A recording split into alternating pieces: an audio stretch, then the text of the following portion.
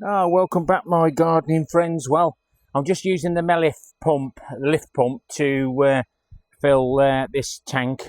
We've had loads and loads of water. Can't grumble because water is a precious thing. So during this tour, I'll be listening out for it switching off. Then I can get all the Melif batteries back home to recharge, ready to use again. But I can do this little job while I'm pottering about. It's just absolutely madness how much water we've had. These have been sat outside, and I won't waste that water. That will go back into the tank just in case we don't get no more rain until spring. I very much doubt that'll happen. The polytunnel, it's all been mulched up now with sheep's wool. I've got the long roots to clean out, but I'm thinking about planting through the sheep's wool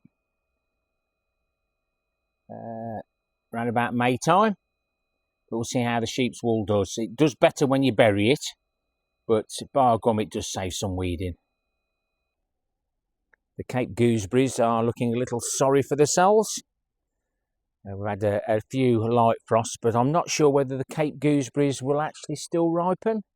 If you know, please let me know. I don't want to cut all these down if I can just leave them a little bit longer. I've got all these containers ready to make some more homemade compost via the riddling and mixing. And all the buckets were full to the top. Oh yes, there's actual compost in them, or organic material. But there is one bucket on plot 1 that's just amazes me how much rain that we've actually had. And like I said, you can't grumble because some people are crying out for rain and other people get too much rain. Where are we going with the weather as we go on? I'm not sure. We've just got to adapt our gardening methods. The winter tares have been knocked back a little bit with the frost, so it won't be long before I'm chop and dropping those. So why not consider subscribing to see what I get up to. Green manures, sheep's wool, cardboard, just to keep those beds weed free and keep the worms happy. The worms are probably having a field day under the cardboard there. So if the worms are happy, then we're happy and our soil will flourish. Just can't help myself. Couldn't see these before. It's even got a crispy shell on it. Oh, it hasn't gone mouldy. Oh, and it hasn't actually split. But they're full of goodness and health benefits. I don't know if they're any good for me knee. Excuse me. Oh gosh. They're nice. If I don't pick these now, they'll start going mouldy, so don't check them too much, just pop them in and enjoy. Lovely. This bed had the winter tares and the green field beans. The green field beans are doing really well at the moment still. As we know, even when we grow broad beans, they get knocked about with the winter and frosts, but they will grow new shoots. But we must keep an eye on these because they're field beans or green manure. So as soon as any flowers appear, we need to chop and drop, or else the plant will use up all the nitrogen that is taken from the air and stored in the soil on their roots. A little bit of hit and miss with the golden gourmet shallots. All save seed, so I'm not worried, but it may have been a better idea to put them in cell trays first, get them growing, and then pop them in, and not just hoping for the best, because the birds played havoc with them. We've had that much rain, some have probably rotted. So something to think of in the future when I've got a little bit more time, he says. In a previous video, we said we was going to remove these beds here because they started to rot, etc. These haven't lasted as long as some of the pallet collars, so I'm going to go more towards pallet collars now. But with my issues with work, jobs at home, and looking after my knee, I think I'm just going to get the spare scaffold plank that I've got and repair that one and leave it again for another 12 months. There's nothing hurting. There's no good ruining our bodies little and often, but some of these jobs are quite big. But as you'll see on plot 1, there's something there that I do need to do. So let's concentrate on that instead. I've got about 24 bags of wood chips on the plots. They're here on plot 3, and I've got some on plot 1. The paths are ready. I just need to do a little bit of weeding, and I want to harvest some wood chips as well. So that's the hardest bit, is getting them to the allotment. Spreading them and harvesting wood chips is a little bit easier, he says. Fingers crossed the Christmas sprouts will last another 3 weeks. As you can see there, the top's been taken out. That should stop them blowing, he says, hopefully.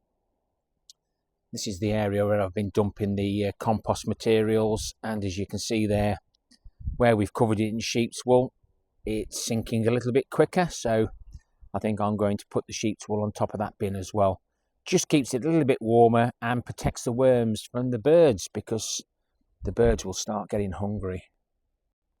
The asparagus, I would imagine another 2 or 3 weeks and that'll be nicely browned off. The birds have eaten all those seed heads, pooped them all around my lot, and I'll end up with asparagus everywhere. But we mustn't be in a hurry. The reason they got a fern is so that they can get all the energy and pop into the crowns to give us a lovely harvest for about 6 weeks in the early spring. Second time doing the Jerusalem artichokes in this bed. They tried to escape twice successfully. They've died back now. Didn't get no sunflowers, the flowers off them. But the artichokes have been really nice. So, okay, I'll just make sure I take more out this time instead of leaving what I didn't harvest. I think I've just got to get them out and just leave half a dozen in there. Lesson learned. Again, I was going to replace some of the aged bushes with the cuttings that I took a couple of years ago. But you and me know exactly how hard it is to get some of these out. So why put ourselves through it when we're not 100%? But I'll be in here in between Christmas and New Year to thin everything out, tidy it all up, to ensure that we get a nice crop next year. And I will be mulching all around the fruit trees with sheep's wool. And we'll pop some nice fresh wood chips down. It'll make it look so more attractive and pleasing to the eye. Well, nobody got the dog poop up, but hopefully it's reminded them not to let their dog leave any presents for me to walk in, or anybody else. As you can see with the wheelbarrow, lots of rain. All these beds now have just crumbled, but I got some good years out of that timber, all free, recycled. But we now need to get the pallet collars here. I've got quite a few at the moment, so we'll probably do these 4 high along here, and we'll adjust the structure so I can walk up each side. We've got a red cabbage there to harvest. I think the green one's hello, green cabbage. The green one's gone, but look at the water that's in there. Again, those weeds will have ended up being rotted. And just below there, lots of weeds to add to the compost bin. Raspberries did me proud again this year. And the ones that we moved from the other end here, they didn't get as big. So I won't be digging these out next year. I'll leave that till 2027. Bargum, that sounds a long way away, but it isn't. And we'll just trim these to the bottom like we would normally do with autumn fruit in raspberries. This was my rhubarb patch. At the moment it's a bit of a dumping ground, but That isn't a problem. We can do that for now while the rhubarb sits and goes to sleep. There's some more wood chips, and underneath that lot is my container potatoes. Hopefully the sheep's wool will keep them warm, but my intentions are to reclaim this back from another dumping ground. There is still some aged manure in there. I'm going to store all my sheep's wool in here, because if it's dry, it's so much easier to handle, and it don't smell so much. The comfrey concentrate, I did a third cut, and now we've got another container full, so that's 20 litres of comfrey concentrate. We can dilute that down to 40:1 instead of 10:1 like we would normally with the leaves that were steeped in water, because there's no added water, it's just the natural juices out of the comfrey. Elephant garlic, it hasn't showed its head. Oh, he says. The Red Russian has. I spy with my little eye. So that's the elephant garlic almost at the surface, and garlic normally needs a nice good frost to make it split. And that's planted really deep so that the bulbs can get as big as they like. Beetroot seed has been harvested. That's the beetroot that I grew in 2024 and let go to seed in 25. These are some of the giant beetroots that can make the cut.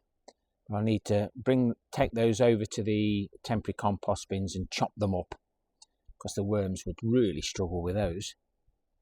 And I haven't got a pan big enough to boil it for pickled beetroot. And this is the giant beetroot that we grew this year, and I'll let it go to seed next year. The herb bed and the other stuff. Keeping it nicely contained, he says, hopefully. And the spring bulb garden is also just started to come alive. These are my giant potato beds. Some have got green manure, some have just had the straw that we used to protect the potatoes while they're growing on the surface. Green manure, some are just empty because I've just had no time to do anything. And at the top there's the straw from the straw bale gardening that we did in the pallets. That's really broken down really well. If you can get straw, hay takes a lot longer to break down, but it's lovely stuff. I ought to cover it really now. I think we're down the bottom there. Odd brave worm, baby worm. If I cover that up with a bit of cardboard now, as he wipes his hands on his pants. Oh dear, Ali, what have I done? The worms will devour that. Job done. Going to do a job, do it while you're thinking about it. Normally tidy up the wildflower garden in the spring, because there's going to be lots and lots of bugs, ladybirds, anything, friend or foe, hiding in the hybernaculums and all the other nooks and crannies. So we won't disturb them until spring. Hopefully they'll be up and about and disappear to somebody else's plot. But if the ladybirds, we want ladybirds. We must keep them happy. This part of the straw bale gardening, I said I wasn't going to, but I'm going to continue. What I'll do, I've got 2 bales for free where I got the pumpkins from. So I've got to chop those pumpkins up and get those in the compost as well. It's all free material. And I'll just stack the new bales on top of there and condition them like we did. And we'll have another go at straw bale gardening. Need to do a little bit of work on the alpine strawberries again. It's sunk, so I might just lift them out again, tidy them up and replant them, so they're a lot easier to harvest by either me or the birds. The leaves are still out there, but I've only collected 4 bags, mulched 2, but they're just far too wet now. But hopefully I'll be able to get a few more leaves later on. But what I might do is just stack them straight on top of the other old ones, because on the far left hand side there we've still got plenty of wood chips available to add to the mixes. I don't see any point in rushing it. I can always just move it about and recompost the leaves that haven't broken down. Managed to get the greenhouse all sorted. I've checked and lifted the boards, and the water level is still reasonably high and level, so I can start thinking about filling those buckets, getting some more wicks capillary matting. But I did notice that the mice or rats had nibbled the capillary matting at the bottom and made a nest, as we saw in a previous video. Yeah, we like I say, we moan about the weather, but at the end of the day, if we haven't got water, we haven't got water.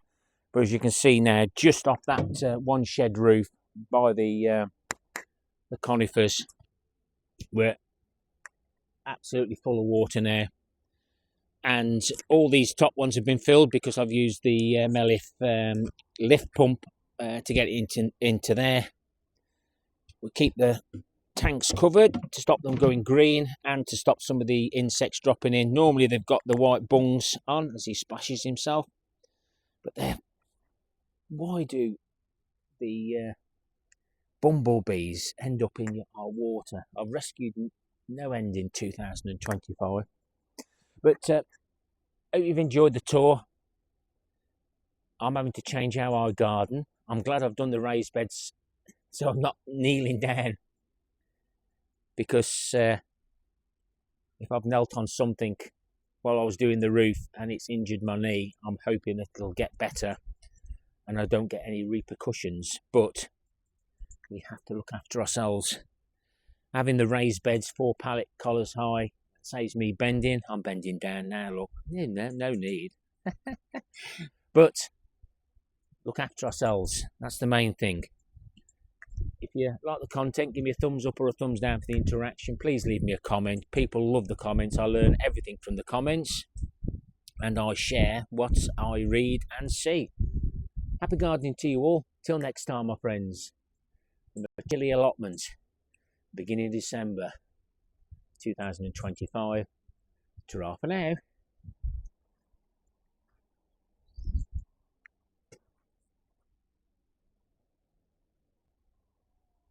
Don't forget the end screen.